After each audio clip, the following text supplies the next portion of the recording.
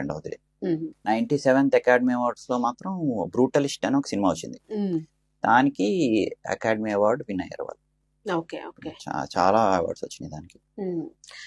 So మీ experience Maruti గారితో చేసిన movie గురించి మాట్లాడుకుందాం ఒకసారి. సో ఆ మూవీ ఎక్స్పీరియన్స్ ఎలా ఉంది మీకు? స్టోరీని ఎట్లా మీరు తీసుకున్నారు? ఎలా అనిపించింది స్టోరీ తీసుకునేటప్పుడు? మారుతి గారు అప్పుడులో నేను సినిమాలు చేస్తున్నప్పుడు చిన్న చిన్న సినిమాలకి one and only care of address Maruti garu ఉండేవారు చిన్నప్పుడు. నేను అప్పుడు అంటే మరీ చిన్నప్పుడు కూడా కాదు, 2016 ఆ టైంలో చిన్న సినిమాలు బాగా ఎంకరేజ్ చేసేవారు మారుతి సార్. చిన్న సినిమాలు తీయటం ఇవన్నీ చేసేవారు. అప్పుడు నాకు ఈ కథకి నువ్వు యాప్ట్ అవుతావు అని చెప్పి నన్ను క్యాస్ట్ చేశారు అనమాట.